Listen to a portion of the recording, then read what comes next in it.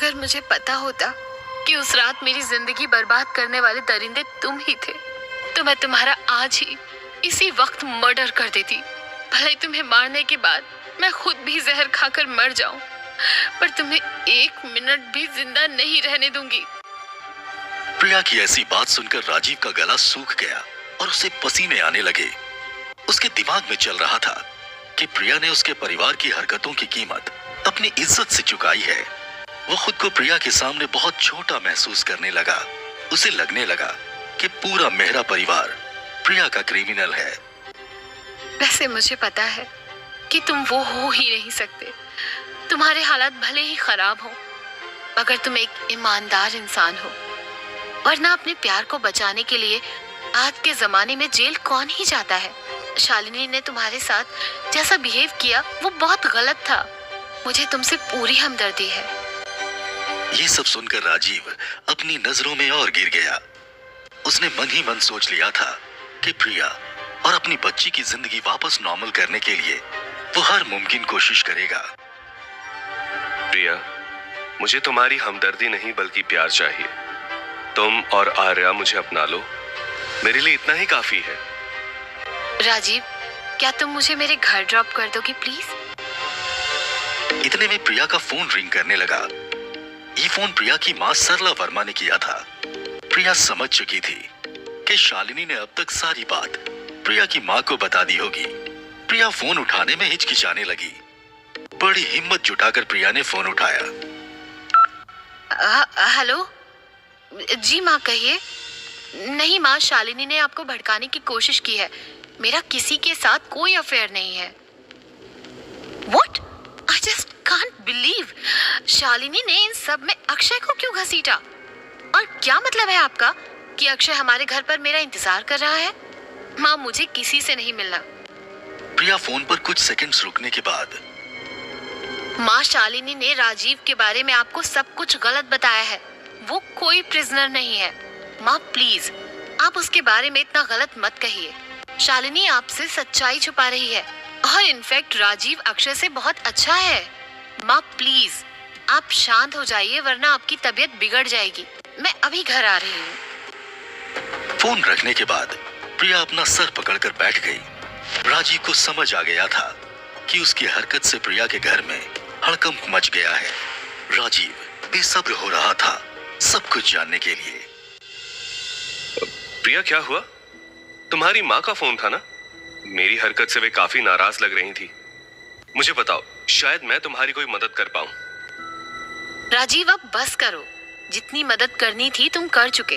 अब सब कुछ मुझे ही संभालना होगा। शालिनी ने माँ को बहुत बुरी तरह से भड़काया है। मुझे बस ये फिक्र है कि माँ की तबीयत ना बिगड़ जाए। तुम मुझे प्लीज जल्दी से मेरे घर पहुंचा दो। आई एम सॉरी प्रिया, मगर मैं तुम्हें ऐसे अकेले छोड़कर नहीं जाऊंगा। ये नाराजगी मेरी वजह से है। मैं तुम्हारे घर चलूंगा और तुम्हारी माँ को समझाऊंगा। वैसे अक्षय कौन है? पहले तो कभी इसका नाम नहीं सुना। अक्षय चोपड़ा एक बहुत अमीर बिजनेसमैन है और मेरी माँ ने उसे चुना है मुझसे शादी करने के लिए। मुझे और आर्या को कोई नॉर्मल लड़का अपना नाम क्यों देगा? इसीलिए मेरी माँ ने मुझसे दुगने उम्र के आदमी को मेरे लिए चुना है। प्रिया एक लंबी सांस लेने के बाद फिर से कहने लगती है। शालिनी ने ना सिर्फ मेरी माँ को बल्कि अक्षय को भी सब कुछ बता दिया। सबको ये लगता है कि मेरा और तुम्हारा अफेयर है। अक्षय मेरे घर पर आया है और वो मुझसे अभी के अभी मिलना चाहता है। बहुत कॉम्प्लिकेशंस के बाद कोई आदमी मुझे और मेरी बच्ची को अपनाने के लिए तैयार हुआ था, जिससे बात थोड़ी काम हुई थी। और अब शालिनी ने उससे भी उल्टी पट्टी पढ़ा दी। अच्छा, तो ये बात है। अब तो मैं तुम्हारे घर जरूर जाऊंगा। मेरा विश्वास करो प्रिया, मैं तुम्हारे माँ बाप को हमारे रिश्ते के लिए मना लूंगा। वैसे भी मैं देखना चाहता हूँ कि ये अक्षय चोपड़ा है कौन। राजीव के शब्द प्रिया को बड़ी हिम्मत दे रहे थे। प्रिया मन ही मन खुश हो रही थी, क्योंकि उसे भी अब राजीव पर भरोसा हो रहा था। उसे एक नई उम्मीद मिली कि शायद राजीव के सहारे वो अपनी बच्ची को एक अच्छी जिंदगी दे सकती है। थोड़ी ही देर में प्रिया का घर आ गया। प्रिया को बहुत डर लग रहा था। वो अपने माँ पापा का सामना नहीं कर पा रही थी। तभी राजीव ने प्रिया का हाथ पकड़ा और अपने साथ ले जाकर घर के दरवाजे पर खड़ा हो गया। प्रिया ने कांपते हाथों से डोरबेल बजाया। कुछ ही सेकंड्स में दरवाजा खुला और सामने प्रिया की मां सरला वर्मा खड़ी थी। प्रिया, मैं और तुम्हारे पापा कब से परेशान हो रहे हैं। तुमने इतनी देर कर दी घर आने में। पूरे परिवार में तुम्हारे लिए कैसी कैसी बातें हो रही हैं, पता है तुम्हें? अक्षय जी भी कब से तुम्हारा इंतजार कर रहे हैं। तभी अचानक सरला की नजर प्रिया के पीछे खड़े राजीव पर पड़ती है। राजीव को देख सरला के चेहरे का रंग उड़ जाता है। ओह, तो यही है राजीव मेहरा, जेल से छूटा हुआ प्रिजनर। प्रिया, तुम हमें और कितना जलील करोगी। तुम्हारी हरकतों से ऐसे ही हम कहीं मुंह दिखाने लायक नहीं रहे हैं। आखिर तुम्हें बात समझ क्यों नहीं आती? ये सब सुनकर राजीव से रहा न गया और वो बीच में बोल पड़ा। आंटी, आप प्लीज प्रिया से कुछ मत कहिए। इन सब में इनकी कोई गलती नहीं। मैंने ही इसे अचानक प्रपोज किया और इससे शादी करना चाहता हूँ। मैं इसे छोड़कर कभी नहीं जाऊंगा।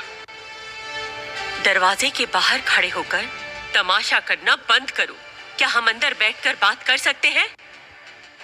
सरला प्रिया का हाथ खींचती हुई अंदर ले गई। राजीव भी उनके पीछे अंदर आ गया। प्रिया के घर के हॉल में दो आदमी बैठे थे। उनमें से एक प्रिया के पिता रमेश वर्मा थे और दूसरा अक्षय चोपड़ा। सरला का गुस्सा देखते हुए उसके हस्बैंड रमेश ने राजीव को अपने साथ एक दूसरे कमरे में चलने का इशारा किया। प्रिया के पिता रमेश एक समझदार इंसान थे। उन्हें बस अपनी बेटी की खुशी चाहिए थी। वो जानना चाहते थे कि राजीव उनकी बेटी के लायक है भी या नहीं। राजीव बेटा, मैं जल्दबाजी में किसी निर्णय पर नहीं आऊंगा। मेरी बेटी ने बहुत दुख झेले हैं। उसकी माँ चाहती है कि उसकी शादी अक्षय से हो। अक्षय भले ही उम्र में बहुत बड़ा हो, मगर वो एक कामयाब इंसान है। लेकिन अगर प्रिया को तुम पसंद हो तो मैं तुम्हें मौका जरूर दूंगा। क्या मैं जान सकता हूँ कि जेल से निकलने के बाद अब तुम क्या काम करते हो? जी अंकल, मैं आपको सब कुछ बताऊंगा। हाँ, ये सच है कि मुझे किसी और के गुनाह की सजा काटने के लिए जेल जाना पड़ा था और इसी दौरान जेल में मैंने इंटेंस ट्रेनिंग की थी। आज मैं भारत के स्पेशल कमांडो फोर्स का चीफ हूँ। मेरे नाम पर अरबों की खानदानी संपत्ति भी है, मगर मैं पैसे को ज्यादा अहमियत नहीं देता। आज मैं जो चाहूँ कर सकता हूँ। ये बात शायद सुनने में नामुमकिन सी लगे, मगर आप मेरा विश्वास करिए। मैं प्रिया और उसकी बेटी को अपना नाम देना चाहता हूँ। अब वही मेरी जिंदगी है। ये सब सुनकर प्रिया के पिता रमेश को खुशी तो हुई, मगर वो अभी भी राजीव पर विश्वास नहीं कर पा रहे थे। आखिर इतना कामयाब इंसान अचानक उसकी बेटी से प्यार कैसे करने लगा? कहीं राजीव प्रिया को फंसाने के लिए झूठ तो नहीं बोल रहा था? रमेश के मन में हजारों सवाल उठ रहे थे। उधर हॉल में प्रिया और अक्षय के बीच बातचीत चल रही थी। अक्षय प्रिया का ब्रेन वॉश कर रहा था ताकि वो अक्षय से ही शादी करे। प्रिया की बेटी आर्या वहीं पास में सोफे पर बैठी खेल रही थी। अचानक आर्या की नजर राजीव के हैंडबैग पर पड़ी, जो कि वहीं पास में रखा हुआ था। आर्या अब राजीव के बैग के साथ खेलने लगी, मगर आर्या बैग भारी होने की वजह से उसे खोल नहीं पा रही थी। मम्मा, ये देखो, राजीव अंकल का बैग। ये काफी भारी है। आप इसे खोल दो, मैं इससे खेलूंगी। आर्या बेटा, मैंने तुमसे कितनी बार कहा है कि दूसरों के सामान को हाथ नहीं लगाते, उसे वहीं रख दो। इस बच्ची को क्यों डांट रही हो? खेलना ही तो चाहती है। मैं खोल देता हूँ ये बैग। जरा मैं भी तो देखूं कि इस कैदी के बैग में क्या है। कहीं कोई हथियार तो छुपा नहीं लाया।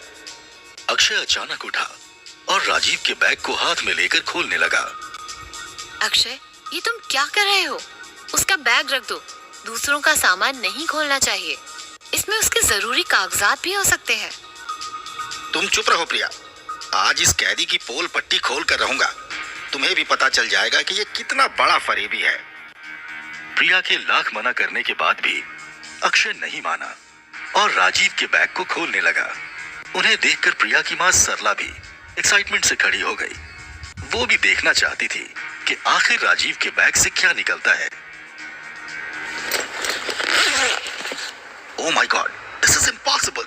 राजीव के पास ये सब कैसे हो सकता है? मुझे विश्वास ही नहीं हो रहा। इन तीनों ने राजीव के बैग में कुछ ऐसा देखा कि उनकी आंखें फटी की फटी रह गई। अक्षय और प्रिया को तो अपनी आंखों पर भरोसा ही नहीं हो रहा था। सरला भी समझ नहीं पा रही थी कि आखिर राजीव के बैग में ये सब कैसे हो सकता है। आखिर राजीव के बैग में ऐसा क्या था